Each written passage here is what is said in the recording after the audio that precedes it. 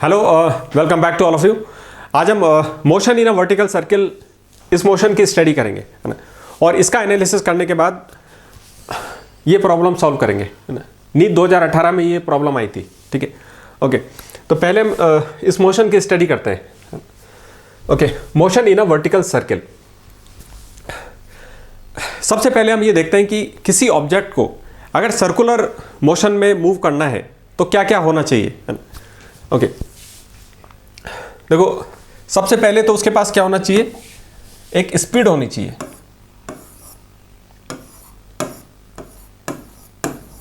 है ना। एक स्पीड उसके पास होनी चाहिए। सपोज ये v स्पीड उसके पास होनी चाहिए, क्योंकि अगर स्पीड ही उसके पास नहीं होगी तो वो मूव कैसे करेगा, है ना। यानी आपके पास कोई स्पीड होनी चाहिए, ठीक है।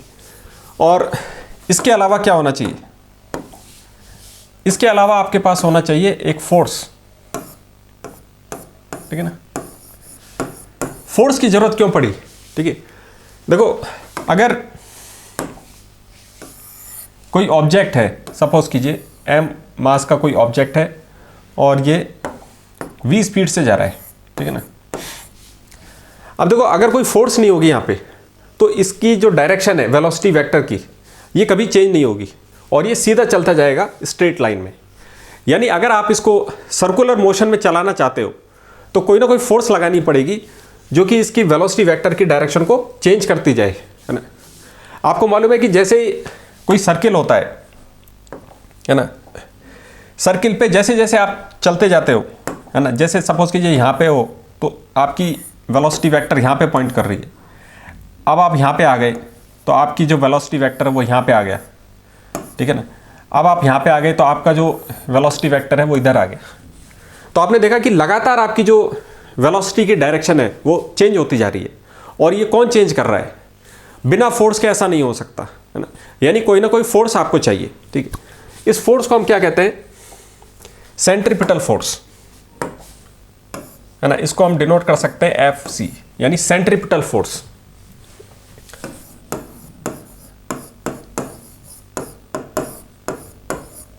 सेंट्रीपिटल फोर्स, ठीक है। और इसको हम सेंट्रीपिटल फोर्स क्यों कहते हैं, क्योंकि इस फोर्स की जो डायरेक्शन है वो हमेशा सेंटर की तरफ होती है ना। जैसे ये इस सर्किल का सेंटर है तो यहां पे एक फोर्स चाहिए आपको FC, ठीक है।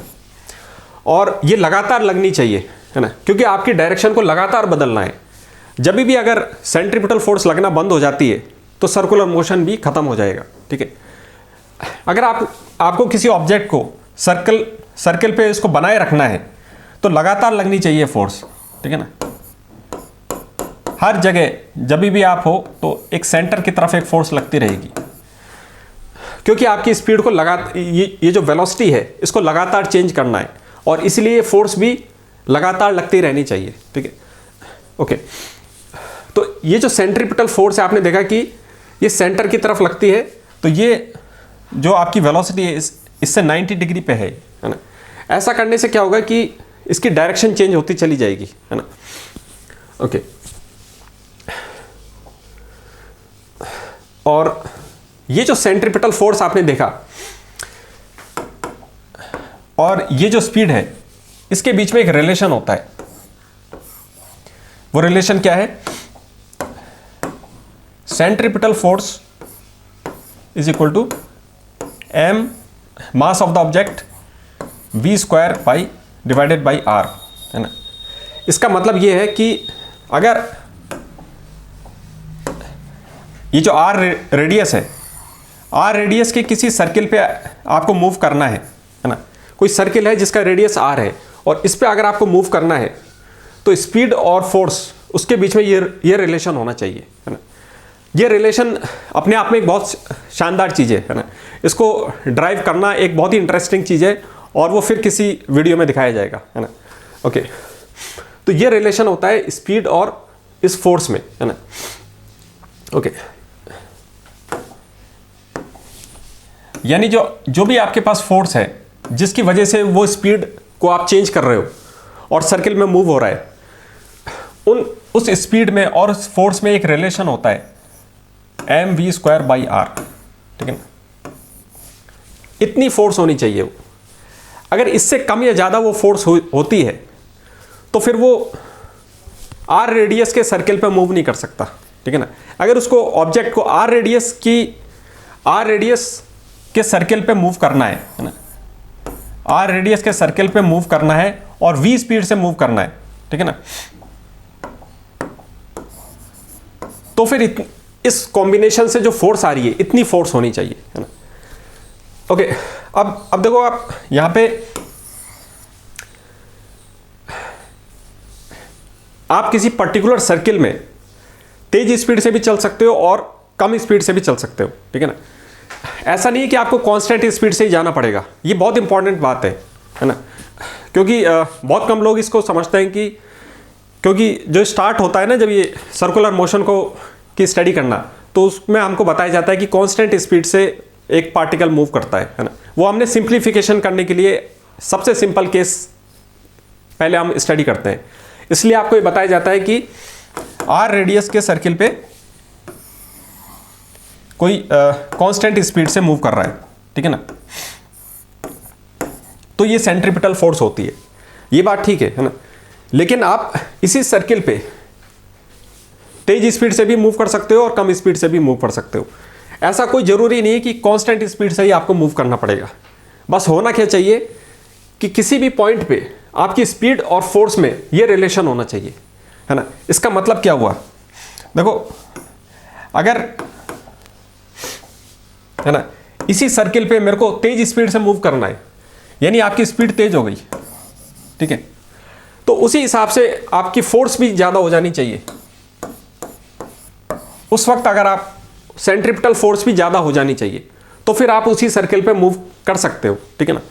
अगर आपकी स्पीड तेज करनी है आपको, तो फोर्स भी आपको बढ़ानी पड़ेगी, है ना। और कॉमन सेंस की बात है, अगर आपकी वेलोसिटी बहुत हाई है तो उसको बेंड करने में, उसको घुमाने में, उसको सर्किल की तरफ लेके आने में ज़्यादा फोर्स चाहिए, है ना। कॉमन सेंस की बात है। तो जितनी ज़्यादा आपकी अगर ये स्पीड होगी उतनी ज़्यादा मेरे को फोर्स चाहिए उसी सर्किल पे अगर आपको चलना है तो, है ना। और अगर आपकी स्पीड कम है तो आपको कम फोर्स चाहिए उसी सर्किल पे मूव करने के लिए, ठीक है। यानी आप एक जो फिक्स सर्किल है हमारा आर रेडियस का, जो फिक्स सर्किल है उस पर आप तेज स्पीड से भी चल सकते हो और कम स्पीड से भी चल सकते हो। करना क्या है, बस आपकी स्पीड के हिसाब से ये फोर्स होनी चाहिए। अगर स्पीड कम है तो कम फोर्स से काम चल जाएगा, और अगर स्पीड बहुत तेज है तो हमको ज़्यादा फोर्स चाहिए, क्योंकि बहुत हाई वेलोसिटी अगर आपकी है तो उसको घुमाने में उतनी ही ज़्यादा पावरफुल फोर्स की ज़रूरत है, ठीक है ना। फोर्स भी उतनी ही स्ट्रॉन्ग होनी चाहिए, क्योंकि जितनी ज़्यादा आपकी स्पीड होगी घुमाना आपको आसान नहीं है ना। ओके, तो ये चीज़ें हैं इसमें, है ना। तो तीन बातें हैं, आपके पास एक स्पीड होनी चाहिए, एक फोर्स होनी चाहिए जो कि आपकी वेलोसिटी वेक्टर को लगातार घुमा सके, उसकी डायरेक्शन को चेंज कर सके, और आर रेडियस पे अगर आपको घुमाना है तो स्पीड और फोर्स के बीच में ये रिलेशन होना चाहिए, ठीक है ना। ये जो स्पीड है ये आपकी कम या ज़्यादा हो सकती है, ये इंस्टेंटेनियस स्पीड है ना, लेकिन उसी हिसाब से फोर्स भी आपकी उसी हिसाब से कम या ज़्यादा हो जानी चाहिए। अगर स्पीड आपकी तेज है तो फोर्स भी ज़्यादा होनी चाहिए, ठीक है ना। ये है बात, है ना। ओके, अब हम ये देखते हैं कि जो सेंट्रीपिटल फोर्स होती है,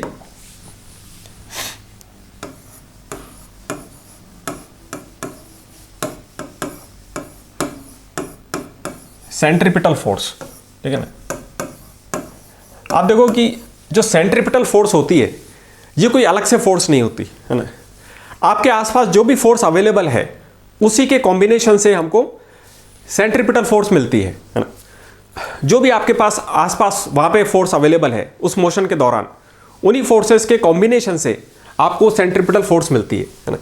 जैसे कि यहाँ पे इस एग्जांपल में क्या है कि ये वर्टिकल सर्किल है, ठीक है ना, और यहाँ पे आपका ऑब्जेक्ट रखा हुआ है, यहाँ बॉटम पे या स्टार्टिंग में आपका ऑब्जेक्ट रखा हुआ है जिसका मास m है ना।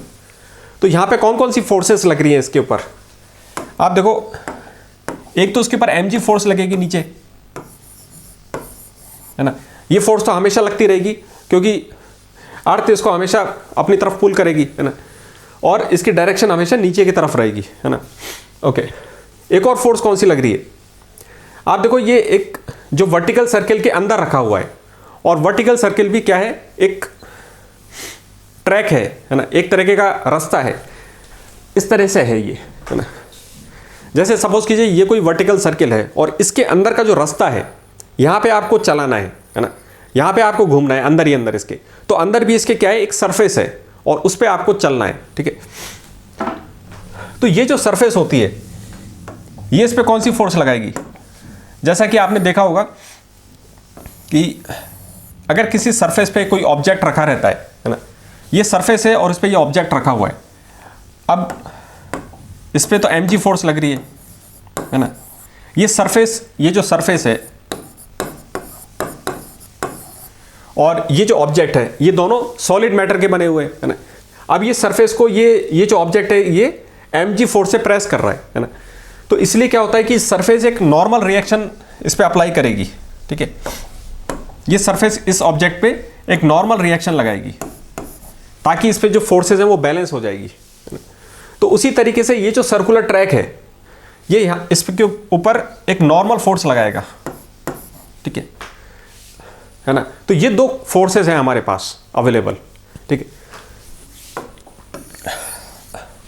यहां पे हम ये अज्यूम कर रहे हैं कि कोई फ्रिक्शन नहीं है ना, कोई फ्रिक्शन नहीं है, तो आपके पास कौन कौन सी फोर्सेस है, एक तो नॉर्मल फोर्स है जो कि ये सर्कुलर जो ट्रैक है, ये जो सर्कुलर सरफेस है जिसके अंदर इस ऑब्जेक्ट को चलना है, एक तो वो नॉर्मल फोर्स लगाएगा और अर्थ की वजह से ये mg फोर्स लग रही है ना। ये दो फोर्स हमारे पास हैं और इन्हीं के कॉम्बिनेशन से हमको क्या मिलेगा, इन्हीं दो फोर्सेस के कॉम्बिनेशन से आपको मिलेगा सेंट्रीपिटल फोर्स,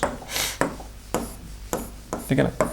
तो सेंट्रीपिटल फोर्स कोई अलग से फोर्स नहीं है, जो भी आपके पास यहां पे अवेलेबल फोर्सेस हैं उसी के कॉम्बिनेशन से हमको सेंट्रीपिटल फोर्स मिलेगा, ठीक है। ओके, है ना। अब हमको करना क्या है इस क्वेश्चन में, ये जो मोशन इन वर्टिकल सर्किल है ना, मोशन इन वर्टिकल सर्किल,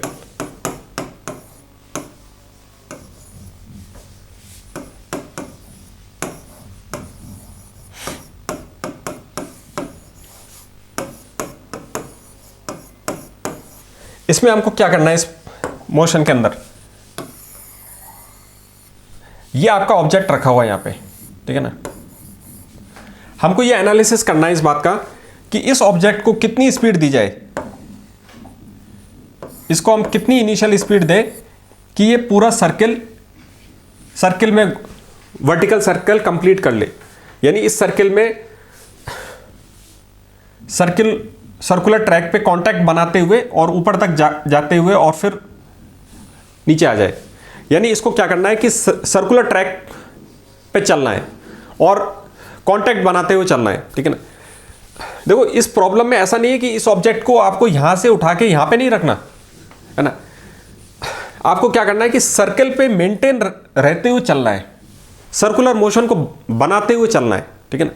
इस सर्कुलर ट्रैक पे आपको कांटेक्ट बनाते हुए चलना है, नहीं तो क्या होगा, अगर कांटेक्ट आपका हट जाएगा तो क्या होगा, ये ऑब्जेक्ट हवा में गिर जाएगा और ग्रेविटी के हिसाब से फिर मूव करने लगेगा। तो हमको यहाँ पे क्या करना है कि इसको सर्कुलर ट्रैक पे मूव करवाना है और ये ऊपर तक जाएगा और फिर उसके बाद भी ये सर्कुलर ट्रैक को कांटेक्ट बनाते हुए फिर पूरा सर्किल कंप्लीट करना है, बात ये है। ओके, तो उसके हिसाब से हमको ये निकालना है कि कितनी स्पीड हम इसको दें कि पूरा सर्किल कंप्लीट कर ले, ये है चीज निकालनी है। ओके, अब आप ये देखो कि जैसे जैसे ये ऑब्जेक्ट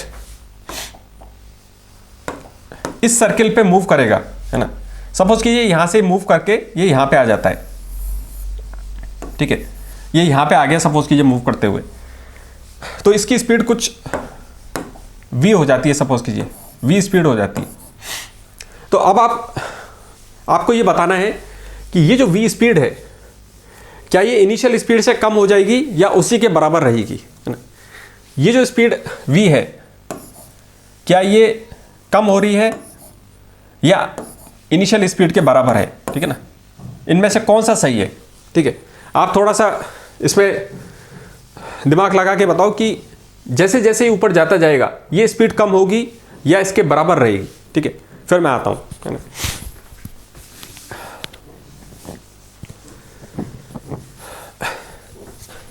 है ना, तो ये सबसे इंपॉर्टेंट समझने वाली बात ये है कि जैसे जैसे ये ऑब्जेक्ट ऊपर जाएगा ये स्पीड क्या हो जाएगी, कम हो जाएगी, है ना। कम क्यों हो जाएगी, है ना। देखो दो तरीके से हम इसको समझ सकते हैं। एक तो एनर्जी के कंसेप्ट से हम इसको समझ सकते हैं और फोर्स के कंसेप्ट से भी हम इसको समझ सकते हैं।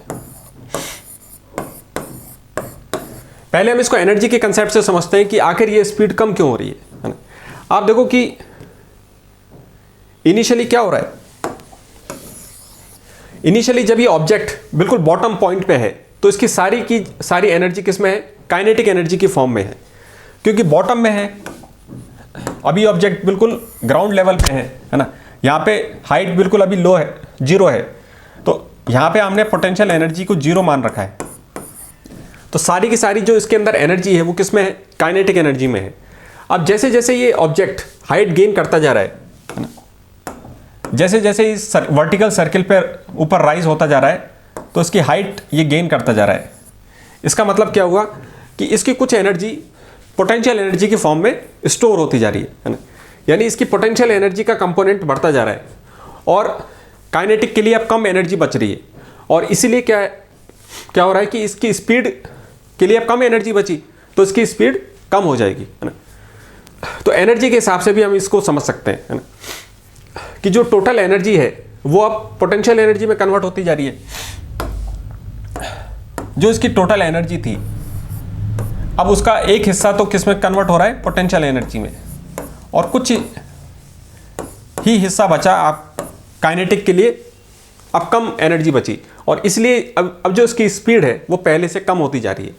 यानी आपने देखा कि जैसे जैसे ये ऑब्जेक्ट ऊपर चलता जाएगा, है ना, और यहां पे आ जाएगा तो इसकी स्पीड क्या होती जा रही है, कम होती जा रही है ना। ये स्पीड कम होती जा रही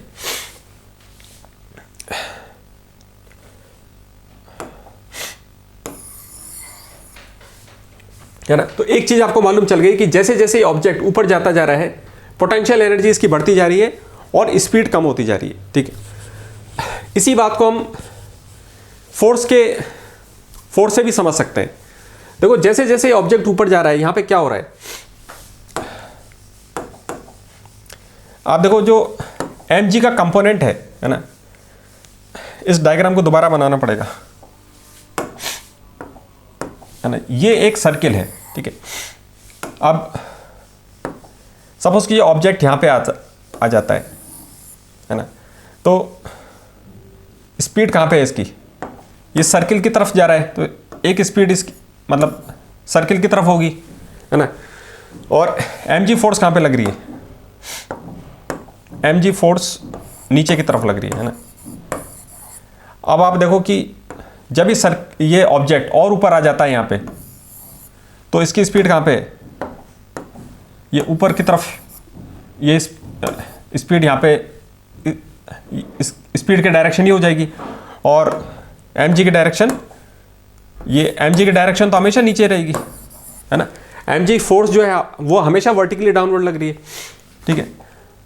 अब आप देखो ये ऑब्जेक्ट और ऊपर अगर आ जाता है तो अब इसकी स्पीड कहाँ पे हो गई, सर्किल की तरफ अब चेंज हो गई ना, लेकिन mg फोर्स तो अभी भी नीचे लग रही है, ठीक है ना। अब आप देखो कि इस पूरे मोशन के दौरान ये जो mg फोर्स है इसका एक, अगर आप कंपोनेंट लेते हो यहाँ पे, mg फोर्स का एक जो कंपोनेंट है इसके यहाँ पे आ जाएगा, ठीक है ना। ये mg का एक कंपोनेंट है और, है ना, यहाँ तो क्लियर दिख रहा है आपको कि जो वेलोसिटी है उसके अगेंस्ट में है ना। जो ग्रेविटी फोर्स लग रही है वो वेलोसिटी के अगेंस्ट में है और यहाँ पे भी आपने देखा कि mg का एक कंपोनेंट इसके अगेंस्ट में है, वेलोसिटी के अगेंस्ट में लग रहा है। और यहाँ पे भी आप देखो कि अगर मैं mg का एक कंपोनेंट लेता हूँ इस डायरेक्शन में, ये mg का कोई कंपोनेंट है ना, इस mg का कंपोनेंट आ गया इधर, तो ये आपने देखा कि इस स्पीड के अगेंस्ट है।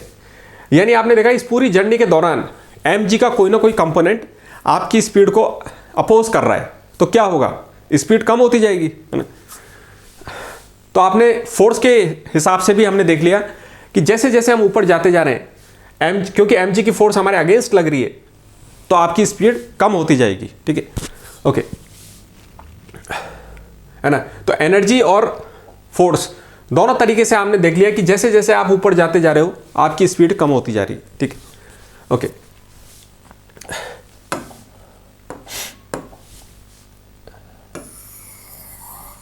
है ना। तो यहां से आपका मोशन स्टार्ट हुआ था, ये m ऑब्जेक्ट था और यहां से हमने मान लिया था कि u स्पीड कोई इसकी इनिशियल स्पीड u है ना। और जैसे जैसे ये ऊपर जाता जा रहा है इसकी स्पीड क्या हो रही है, कम होती जा रही है ना।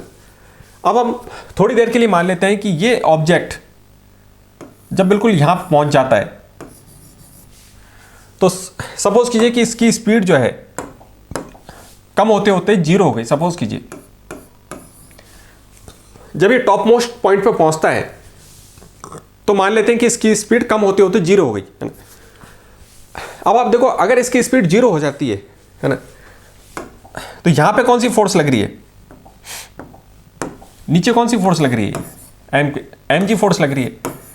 अगर इसकी स्पीड 0 हो गई, अगर इसकी स्पीड खत्म हो जाती है तो क्या होगा, अब ये ऊपर से नीचे गिर जाएगा, है ना, और सर्किल पे नहीं चल पाएगा। यानी अगर इसको सर्किल पे चलते हुए रहना है तो इसकी स्पीड 0 नहीं होनी चाहिए, क्योंकि अगर इसकी स्पीड यहाँ पे 0 हो जाती है तो क्या होगा, अब ये क्योंकि रुक गया है और नीचे फोर्स लग रही है तो ये ऊपर से नीचे गिर जाएगा, है ना। यानी अगर इसको सर्किल पे ही चलना है, आगे सर्किल पे ही चलते रहना है तो उसकी स्पीड 0 नहीं होनी चाहिए, ठीक, ओके।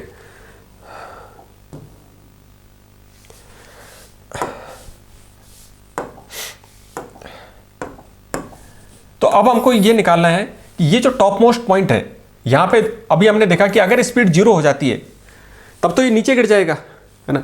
यानी कुछ ना कुछ इसके अंदर स्पीड होनी चाहिए, कुछ स्पीड इसके अंदर होना चाहिए तभी ये आगे मूव कर पाएगा। अब हमको ये निकालना है कि कितनी स्पीड होनी चाहिए, ठीक है। तो 0 स्पीड तो उसकी नहीं होनी चाहिए, तो कितनी स्पीड होनी चाहिए, सपोज कीजिए v0 स्पीड होनी चाहिए, कम से कम इतनी स्पीड हो कि ये सर्किल पे बना रहे, है ना। तो अब हमको ये निकालना है कि आखिर इसके पास कितनी स्पीड यहाँ पे होनी चाहिए कि वो सर्किल में कंटिन्यूअस बना रहे, ठीक है, ओके।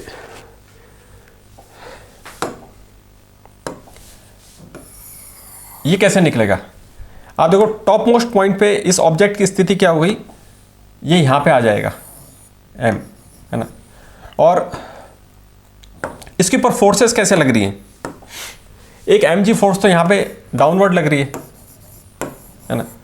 और जो नॉर्मल फोर्स है, जैसे ये जो है ना इस तरीके का आपका सर्कुलर पाथ है, जब आप बिल्कुल ऊपर पहुंच जाओगे तो ये जो सरफेस है वो नीचे की तरफ नॉर्मल फोर्स लगाएगी अब की बार, है ना। जो भी सरफेस होती है वो नॉर्मल फोर्स कौन सी दिशा में लगाती है, आउटवर्ड डायरेक्शन में लगाती है। तो जैसे अगर ऑब्जेक्ट यहाँ पे होता तो नॉर्मल फोर्स किधर लगती, ये सरफेस इसको आउटवर्ड डायरेक्शन में नॉर्मल फोर्स लगाती। यहां पे अगर ऑब्जेक्ट होता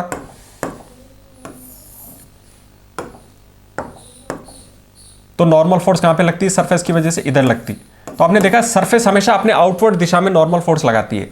तो उसी तरीके से जब ये टॉप मोस्ट पॉइंट पर पहुंच जाएगा तो नॉर्मल फोर्स सरफेस कहां पे लगाएगी, नीचे की तरफ लगाएगी, सरफेस से ही आउटवर्ड की दिशा में होता है, ठीक है, ओके। तो ये जो टॉप मोस्ट पॉइंट पे आपने फोर्स का एनालिसिस कर लिया कि दोनों फोर्सेस की डायरेक्शन आपकी बार नीचे की तरफ है ना। और हमने देखा था कि अगर इसको सर्कल में मूव करना है तो इसकी जो स्पीड है यहाँ पे, ये जो इसकी स्पीड है यहाँ पे v0, इसके पास कुछ ना कुछ स्पीड होनी चाहिए, है ना। अगर इसकी स्पीड यहाँ पे 0 हो जाती है तो ये नीचे फॉल हो जाएगा। यानी हमने देखा कि यहाँ पे इसके पास कुछ ना कुछ स्पीड होनी चाहिए, है ना।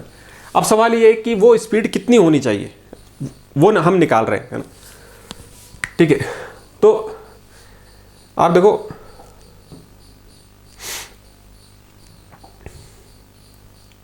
है ना, अगर इसको सर्किल में मूव करते रहना है तो स्पीड और सेंट्रीपिटल फोर्स में क्या रिलेशन होता है, ये दोनों फोर्स मिलके हमको क्या दे रहे हैं, सेंट्रीपिटल फोर्स दे रहे हैं, यानी कि N प्लस mg, ये दोनों मिला करके ये सेंट्रीपिटल फोर्स आपको प्रोवाइड कर रहे हैं, है ना। इन दोनों की कॉम्बिनेशन से ही हमको सेंट्रीपिटल फोर्स मिल रही है। तो इन दोनों से हमको कितनी सेंट्रीपिटल फोर्स चाहिए, m v0 square by r, ठीक है ना। अगर ऐसा है तो फिर ये इस सर्किल में मूव करता रहेगा और आगे चला जाएगा सर्किल पे मेंटेन होते हुए, ठीक है ना। ये चीज़ है, तो आपने ये रिलेशन निकाल लिया। अब आप देखो हमारा पर्पस क्या है, हमारा पर्पस ये है कि हमको कम से कम स्पीड निकालनी है। ये कम से कम कितनी स्पीड होनी चाहिए कि ये सर्किल पे मेंटेन रहे, है ना। तो वो कम से कम स्पीड निकालनी है आपको। देखो कम से कम वाली जो फिलॉसफी है वो क्या होता है, सपोज कीजिए कि, है ना, बड़े होने के बाद अक्सर आपने देखा होगा कि हर कोई 4 रोटी खाता है ना, कम से कम 4 रोटी वो खाता है तब उसका पेट बढ़ता है, ठीक है। तो सपोज कीजिए कि ये, है ना, 0 रोटी है ना। अब अगर आपने 1 रोटी है आपके पास तो अभी भी आपका काम नहीं हुआ, है ना। अगर 2 रोटी आ जाती है तो अभी भी पेट नहीं भरेगा, ठीक है। 3 आ जाती है तो भी नहीं भरेगा। कब होगा, जब तक 4 नहीं हो जाते, है ना। अगर 4 रोटी है आपके पास तो काम हो जाएगा, है ना। तो ये वो मिनिमम क्वांटिटी है जब आपका काम हो जाएगा। अगर इससे ज़्यादा आपके पास है, 5 है, 6 है, तो और अच्छी बात है ना। लेकिन हम कम से कम निकाल रहे हैं कि कम से कम इतना हो कि हमारा काम हो जाए। तो हमारा यहाँ पे काम क्या है कि इसको सर्किल में मूव करवाना है ना। इससे कम नहीं होना चाहिए, ठीक है। तो हम वो कम से कम वाला नंबर ढूंढ रहे हैं कि ये सर्किल पे मूव करता रहे, ठीक है, ओके। तो हमने देखा कि सर्किल पे अगर मूव करना है तो ये जो सेंट्रीपिटल फोर्स है उसको क्या होना चाहिए, m v0 square by r, ठीक है। अब मुझे क्या करना है कि इस स्पीड को कम से कम पता लगाना है, ठीक है। अब हम इस एक्सप्रेशन को देखते हैं। इस एक्सप्रेशन को आप देखो कि यहाँ पे मैं किसको कम कर सकता हूँ, mg फोर्स को तो मैं कम नहीं कर सकता क्योंकि वो तो हमेशा लगती रहेगी और उसकी वैल्यू हमेशा mg ही रहेगी, है ना। लेकिन ये जो फोर्सेस होती हैं आपकी, normal force, tension force, friction force, ये सब कैसी होती है, वेरिएबल फोर्सेस होती हैं। ये वेरिएबल फोर्सेस होती हैं, इनकी वैल्यू जरूरत के हिसाब से कम या ज़्यादा हो सकती है, ठीक है। ये तीनों इस तरह की फोर्सेस वेरिएबल फोर्सेस होती हैं, है ना। सिचुएशन के हिसाब से इनकी वैल्यू कम या ज़्यादा हो सकती है, यानी मैं n की वैल्यू को कम या ज़्यादा कर सकता हूँ यहाँ पे, ठीक है। तो अगर सपोज कीजिए कि नॉर्मल की वैल्यू यहाँ पे 0 हो जाती है ना। अगर नॉर्मल की वैल्यू, नॉर्मल फोर्स की वैल्यू 0 हो जाती है तो आपने देखा कि ये जो एक्सप्रेशन है ये बिल्कुल मिनिमम हो जाएगा, ये mg के बराबर हो जाएगा। अब मैं इसको mg से ज़्यादा कम नहीं कर सकता क्योंकि ये फोर्स तो हमेशा लगती रहेगी, इसको और ज़्यादा आप कम नहीं किया जा सकता। कितना कम कर सकते थे हम, n की वैल्यू को 0 रख सकते थे, है ना। तो ये मिनिमम हो गई फोर्स, और इस मिनिमम फोर्स से जो स्पीड आएगी वो भी क्या होगा, मिनिमम होगी। ये कम से कम स्पीड इतनी होनी चाहिए अगर सर्किल को कवर करना है, तो सर्किल मेंटेन करते हुए अगर आपको चलना है तो, ठीक है। अब आप देखो यहाँ से ये जो n = 0 की वैल्यू है, ये इंट्यूटिवली भी इसकी फीलिंग आ रही है हमको, क्योंकि आपने देखा कि जब कोई चीज़ उल्टी यहाँ पे सरफेस के ऊपर ही ऊपर आएगी टॉप मोस्ट पॉइंट पे, तो ये फीलिंग हमको आ रही है कि नॉर्मल कांटेक्ट छूट जाता है ना। अगर हम छत से कोई ऑब्जेक्ट उल्टा लटकेगा तो छूट जाता है वो, है ना। तो ऐसा हो सकता है कि नॉर्मल फोर्स 0 हो जाएगी, उसका कांटेक्ट लूज हो जाएगा, है ना। जैसे ही ऑब्जेक्ट ऊपर आता है तो नॉर्मल फोर्स की वैल्यू कम होती चली जाएगी और वो 0 हो सकती है ना। यहाँ से इसका कांटेक्ट छूट जाएगा और आपको सर्कुलर फोर्स को, सेंट्रीपिटल फोर्स कौन प्रोवाइड कर रहा है, mg प्रोवाइड कर रहा है। तो इस मोमेंट पे सिर्फ सेंट्रीपिटल फोर्स हमको कौन प्रोवाइड कर रहा है, mg प्रोवाइड कर रहा है। ये जो सेंट्रीपिटल फोर्स है mg, ये वो फोर्स है जो इस वेलोसिटी को की डायरेक्शन को बदल देगा यहाँ पे, है ना। देखो अगर कोई भी सेंट्रीपिटल फोर्स नहीं होती तो फिर वेलोसिटी की डायरेक्शन बदलने वाला कोई नहीं होगा और फिर वो सर्किल पे मूव नहीं करेगा। तो हमको कोई तो फोर्स चाहिए यहाँ पे, है ना, कोई तो फोर्स हमको हमेशा चाहिए जो कि इसकी वेलोसिटी डायरेक्शन को लगातार बदल सके। और वो फोर्स यहाँ पे कौन सी रह जाएगी, mg रह जाएगी। अगर n की वैल्यू 0 हो जाती है तो अभी भी हमारे पास एक फोर्स तो है जो कि इसकी डायरेक्शन को बदल देगी और इसको सर्किल पे मेंटेन करेगी। ठीक है, ये चीज आ गई, है ना। तो ये आपके पास आ गया है और यहां से आप देखो कि m से m कैंसिल आउट हो जाएगा और आपके पास ये आ गया आंसर। m से m कैंसिल हो जाएगा, r उधर मल्टीप्लाई हो जाएगा, तो ये आ जाएगा GR is equal to V not square. और इस पे जब आप रूट ले लोगे तो वी नॉट की वैल्यू आ जाएगी √GR। ठीक है ना। तो ये आपने वो मिनिमम स्पीड निकाल ली जो कि आपके पास टॉप मोस्ट पॉइंट पे होनी चाहिए अगर आपको सर्किल पे मूव करना है। ठीक, ओके। यानी एक चीज हमने निकाल ली, वर्टिकल सर्किल के बारे में एक चीज हमको मालूम चल गई कि ऑब्जेक्ट का जो मोशन यहां से स्टार्ट होता है ना, यहां पे कितनी स्पीड थी, यहां पे इनिशियल स्पीड हमने u मानी है ना। और हमको मालूम चल गया कि अगर इसको सर्किल पे मूव करना है तो जब ये टॉप मोस्ट पॉइंट पे ये ऑब्जेक्ट पहुंचेगा तो इसके पास एक स्पीड होनी चाहिए, v0 स्पीड होनी चाहिए। और इस v0 की स्पीड इतनी कम से कम इसमें स्पीड होनी चाहिए और वो स्पीड हमने निकाल ली, कितनी है, √GR। ये वैल्यू आपने निकाल ली कम से कम, है ना। तो ये कम से कम आपने निकाल ली और इसके हिसाब से जब हम u की वैल्यू निकालेंगे तो u भी क्या हो जाएगा, कम से कम हो जाएगा, है ना। तो कम से कम आपके पास इनिशियल वेलोसिटी आ जाएगी कि इतनी वेलोसिटी होनी चाहिए कि वो पूरे सर्किल को कवर कर सकता है। ठीक है, तो ये मिनिमम स्पीड आपने निकाल ली कि टॉप मोस्ट पॉइंट पे इतनी स्पीड होनी चाहिए अगर इसको सर्कुलर पाथ में बने रहना है। ठीक है, ओके। अब हमको क्या करना है कि ये जो मिनिमम स्पीड आपने निकाली है इससे हमको ये u की वैल्यू निकालनी है ना। ये दोनों, इन दोनों का आपस में रिलेट करना है और यहां से हमारे पास u की वैल्यू आ जाएगी। ठीक है, ओके। ये कैसे करना है, आप देखो इस पूरी जर्नी के दौरान इस ऑब्जेक्ट की मैकेनिकल एनर्जी कंजर्व रहेगी, है ना। Law of conservation of mechanical energy apply किया जा सकता है क्योंकि यहां पे इस मोशन के अंदर कोई भी ऐसी एक्सटर्नल फोर्स नहीं है जो कि इसकी एनर्जी को बढ़ा सके या कम करे, है ना। कोई एक्सटर्नल फोर्स नहीं है यहाँ पे, तो इसकी जो भी एनर्जी है वो कंजर्व रहेगी, जितनी पहले थी उतनी बाद में रहेगी, है ना। तो हमको सिर्फ क्या करना है कि इसकी मैकेनिकल एनर्जी को कंजर्व करना है। ठीक है, तो ये जो बॉटम पॉइंट है और ये जो हाईएस्ट पॉइंट है, इन दोनों पॉइंटों पर हमको क्या करना है, मैकेनिकल एनर्जी को कंजर्व करना है। ठीक है, और वहां से हमारा आंसर आ जाएगा। ओके, तो इस पॉइंट को हम ये जो लोएस्ट पॉइंट है इस पॉइंट को हमने ए मान लिया और ये जो टॉप मोस्ट पॉइंट है इस पॉइंट को आपने सपोज कीजिए बी मान लिया। तो इन दोनों पॉइंटों पे आपको मैकेनिकल एनर्जी कंजर्व करना है। ओके, है ना। यहाँ पे ये हमने लेवल बना दिया और यहाँ से ये हाइट कितनी है, क्योंकि ये रेडियस आर है ना सर्किल का, तो ये टोटल जो हाइट है कितनी हो जाएगी, 2r हो जाएगी। यानी 2r ये हाइट हो जाएगी, r प्लस r, है ना। टोटल डायमीटर जितनी हाइट हो जाएगी। यानी ये जो ऑब्जेक्ट है हाईएस्ट पॉइंट पे कितनी हाइट पे आ गया, 2r हाइट पे आ गया, है ना। अब आप देखो कि यहाँ पे जो इसकी एनर्जी है, एनर्जी एट पॉइंट बी और energy at the point A, ये दोनों एनर्जी क्या होंगी, बराबर होंगी। Energy at point A will be equal to energy at the point B. Law of conservation of energy, दोनों पॉइंटों पे टोटल जो मैकेनिकल एनर्जी है वो बराबर होगी, है ना। क्योंकि इसकी एनर्जी में कोई लॉस नहीं है, कोई भी एक्सटर्नल फोर्स ऐसी नहीं है जो कि इसकी एनर्जी को कम या ज़्यादा कर सके, कोई फ्रिक्शन यहाँ पे नहीं है। ठीक है, ओके। तो दोनों पॉइंटों पे आपको ये एनर्जी बैलेंस करनी है ना। अब ये कैसे करना है,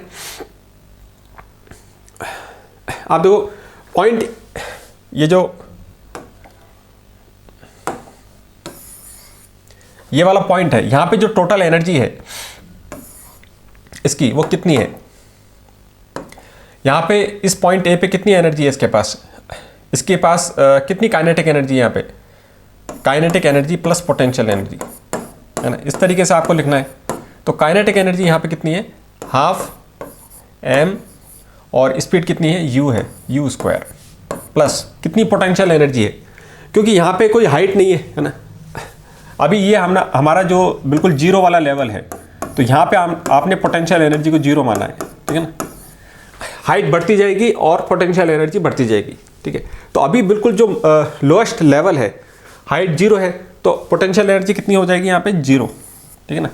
तो ये यहाँ पे पॉइंट ए पे आपने टोटल एनर्जी निकाल ली, ठीक है ना, काइनेटिक प्लस पोटेंशियल। अब पॉइंट बी पे कितनी एनर्जी है, आप देखो कितनी काइनेटिक एनर्जी है यहाँ पे, हाफ m v0 का स्क्वायर, है ना। यहाँ पे ये वाली स्पीड आएगी, तो इसका काइनेटिक एनर्जी कितनी हो जाएगी, half m v0 square. v0 का स्क्वायर जैसे ही आप करोगे तो कितना आ जाएगा, gr वाला टर्म आ जाएगा, क्योंकि रूट gr का जैसे ही आप स्क्वायर करोगे तो क्या आ जाएगा, gr प्लस। अब यहां पे इस पॉइंट पे कितनी पोटेंशियल एनर्जी हो जाएगी, क्योंकि कितनी हाइट में डिफरेंस आ गया, 2r हाइट में डिफरेंस आ गया, तो ये ऑब्जेक्ट अब 2r हाइट पे आ गया। तो इसकी जो पोटेंशियल एनर्जी है, पोटेंशियल एनर्जी का टर्म क्या आ जाएगा,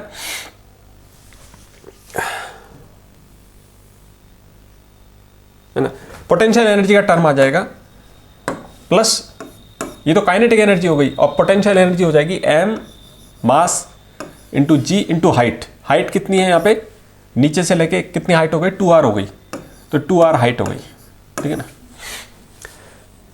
ये देखो, ये जो एक्सप्रेशन था ये काइनेटिक एनर्जी है, इसको आपको ऐसे लिखना था m v0 स्क्वायर, फिर v0 स्क्वायर की वैल्यू हमने यहाँ से यहाँ पे डाल दी है ना।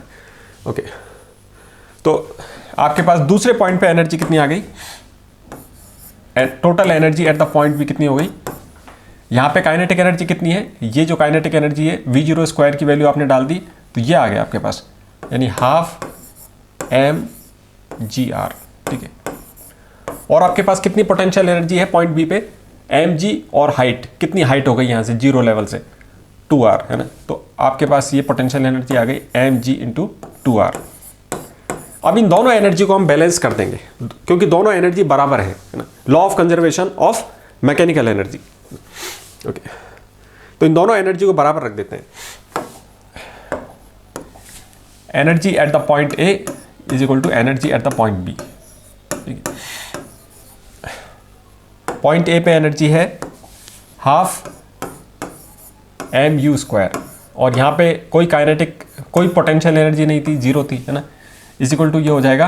पॉइंट बी पे कितनी काइनेटिक एनर्जी है, अभी हमने निकाला था हाफ m gr, ठीक है ना, ये रहा हाफ m gr, और पोटेंशियल एनर्जी हो गई mg into 2r, mg into 2r, ठीक है। अब इसको सॉल्व करना है, और यहां से हमारे पास u का एक्सप्रेशन आ जाएगा, ठीक है। अब इसको सॉल्व करने के लिए आप क्या करोगे, पूरी इक्वेशन को 2 से मल्टीप्लाई कर देते हैं, है ना। इससे क्या होगा कि ये जो 2 फ्रैक्शन में ये हट जाएगा, है ना। तो पहला स्टेप हमने लिया कि पूरी इक्वेशन को 2 से मल्टीप्लाई कर दिया, तो आपने ये आ गया m u square is equal to यहाँ पे m g r, ये 2 से मल्टीप्लाई हो जाएगा, 2 हट जाएगा, और यहाँ पे जब आप 2 से मल्टीप्लाई करोगे तो एक 2 आप यहाँ पे पहले से है ना। यहाँ पे आप देखो 2r का अंदर 2 पहले से था, और जब आप 2 से मल्टीप्लाई करोगे इसको तो ये 4 हो जाएगा, 2 इंटू 2 4 हो जाएगा, 4 mgr हो जाएगा। आपको यहाँ से चीज़ दिखाई देने लग गई कि 5 नंबर कहाँ से आता है, 4 प्लस 1, ये 1 है इसके आगे, तो 4 प्लस 1 कितना हो गया, 5 mgr हो गया, 5 mgr, और ये हो गया आपका mu स्क्वायर। m से m कैंसिल आउट हो जाएगा, पहले भी आप m को हटा सकते थे, है ना। m से m जैसे ही कैंसिल हो जाएगा तो आपके पास आ गया u square is equal to 5gr, ठीक है ना। अब आपने इसका रूट ले लिया तो आपके पास कितना आ गया, u is equal to root 5gr, तो ये आपके पास एक्सप्रेशन आ गया रूट 5gr। यानी इतनी मिनिमम स्पीड आपके पास होनी चाहिए थी, बिल्कुल जो लोएस्ट पॉइंट है वहाँ पे अगर इतनी इनिशियल वेलोसिटी है तो वो पूरा वर्टिकल सर्किल को सर्किल पे मेंटेन रहते हुए वो पूरा कवर कर लेगा, ठीक है।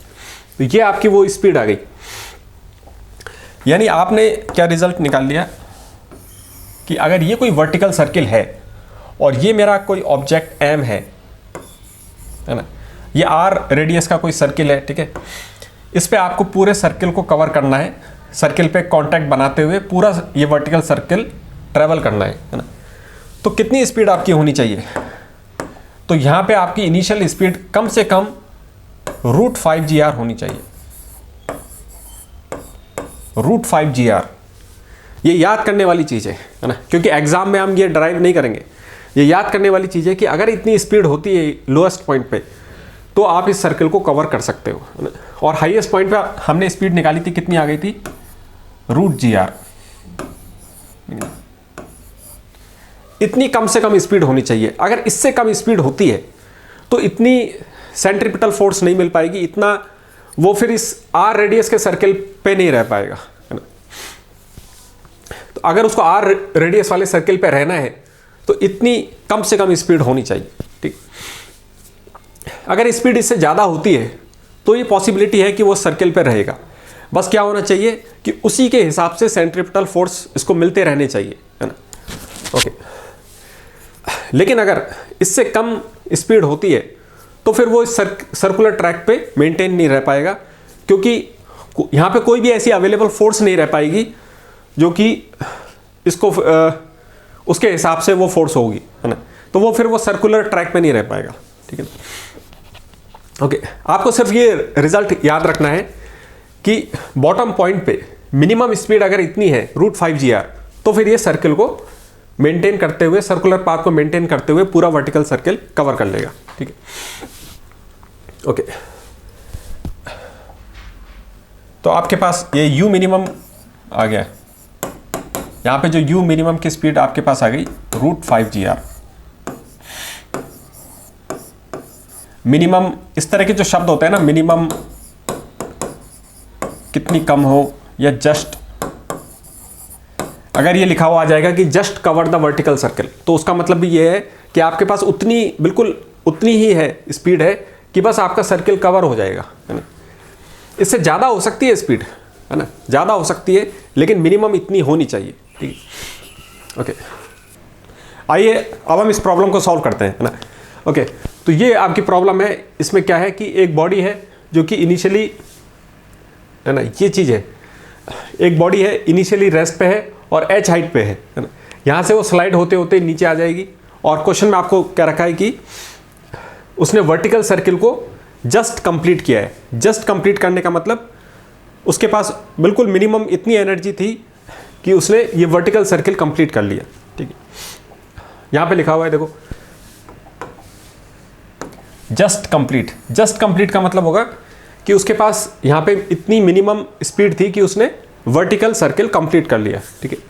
और कितनी मिनिमम स्पीड चाहिए वर्टिकल सर्किल कंप्लीट करने के लिए, ये हमको मालूम है ना। ये चीज़ हमको घर से याद करके लेके आनी है ना। कितनी मिनिमम स्पीड चाहिए होती है? √5 GR। अगर इतनी मिनिमम स्पीड आपके पास है तो आप वो वर्टिकल सर्किल कंप्लीट कर सकते हो, ठीक है। ओके, तो हमको क्या निकालना है कि इस सर्किल की आपको एक तो डायमीटर दे रखा है ना। इस सर्किल का हमको डायमीटर दे रखा है और h हाइट से ये ऑब्जेक्ट फॉल होना चालू किया है ना। एक और बात इसमें यहाँ पे लिखी हुई है कि फ्रिक्शनलेस ट्रैक है। ये जो पूरा ट्रैक है, रास्ता है जिस पे ऑब्जेक्ट मूव कर रहा है, ये फ्रिक्शनलेस है। फ्रिक्शनलेस का मतलब क्या हुआ कि आपकी एनर्जी को कम करने वाला कोई नहीं है। फ्रिक्शन की वजह से आपकी एनर्जी कम नहीं होगी क्योंकि फ्रिक्शन है ही नहीं, है ना। यानी आपकी इस पूरी जर्नी में क्या होगा, मैकेनिकल एनर्जी कंजर्व रहेगी। जितनी एनर्जी पहले थी उतनी एनर्जी बाद में होगी। ओके, तो इस प्रॉब्लम को सॉल्व करने के लिए हमको क्या करना है? आपको सिर्फ law of conservation of mechanical energy apply करना है। आपको यहाँ पे वो 2 पॉइंट ढूंढने हैं जहाँ पे आपको वो एनर्जी को बैलेंस करना है, ठीक है। कौन से 2 पॉइंट होंगे, ठीक है, जिसके बारे में आपको, जिसकी आप एनर्जी लिख सकते हो, ठीक है ना, वो वाले पॉइंट्स यहाँ से सेलेक्ट करने। एक चीज़ तो आपको मालूम है कि ये जो बॉटम वाला पॉइंट है, यहाँ पे आपको कितनी स्पीड चाहिए ये आपको मालूम है। कितना स्पीड चाहिए? √5 GR, ठीक है ना। ये स्पीड चाहिए। तो इस बॉटम पॉइंट पे आपको जानकारी है कि यहाँ पे आपको इसकी स्पीड मालूम है, यानी काइनेटिक एनर्जी का एक्सप्रेशन लिख सकते हैं, ठीक है। और क्योंकि हाइट बिल्कुल ड्रॉप हो चुकी है, यहाँ पे पूरी हाइट चलते चलते पूरी हाइट खत्म हो गई है, तो यहाँ पे पोटेंशियल एनर्जी का टर्म भी हम लिख सकते हैं, क्योंकि हाइट बिल्कुल जीरो हो चुकी है, तो पोटेंशियल एनर्जी कितनी हो जाएगी, जीरो हो जाएगी। तो इन दोनों पॉइंटों पे एनर्जी को बैलेंस कर देते हैं, ठीक है।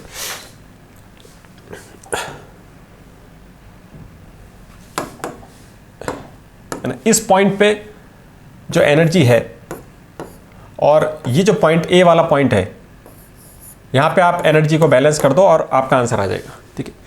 ये काम किसको करना है, आपको करना है, ठीक है ना।